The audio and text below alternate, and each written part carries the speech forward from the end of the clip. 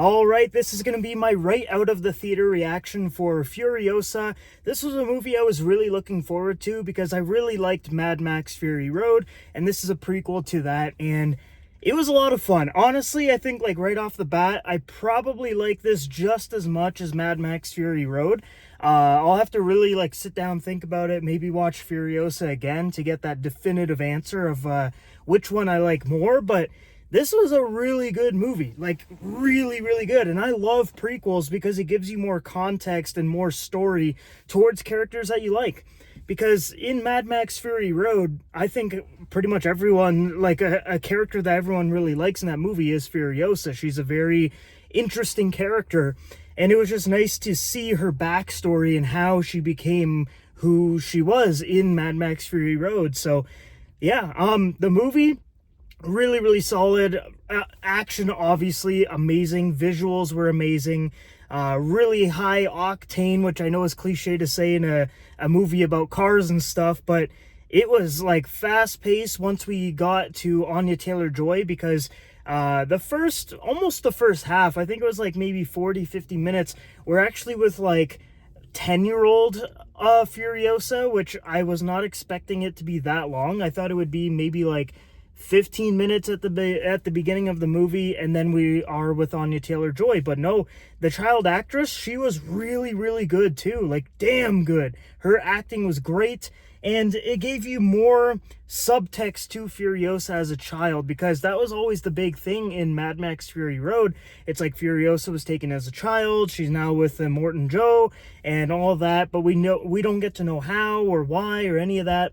So I had a great time exploring that backstory with that younger actress, and yeah, it was just really solid. Chris Hemsworth, amazing performance. Think of like a really old grandpa angry Thor. That's kind of what he played in this movie. That might be a weird way to describe the performance, but it was really good, and he wasn't in a Thor-like performance, and he also wasn't playing like full comedy. This was something a little bit different for Chris Hemsworth, which I thought was nice.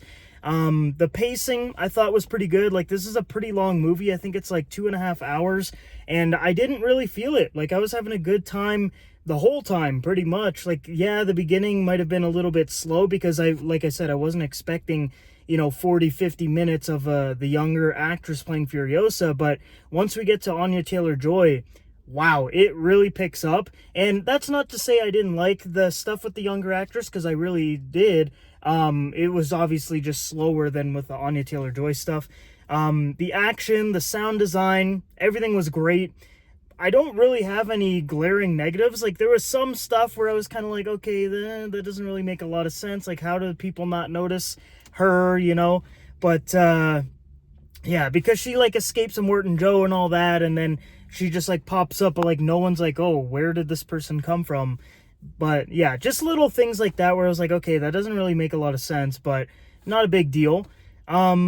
Yeah, just a really solid action movie. I think if you like the first Mad Max movie, you're going to really like this one too. I think they're about the same quality-wise. Like, Mad Max, for me, maybe like a 0.5 out of 10 difference better.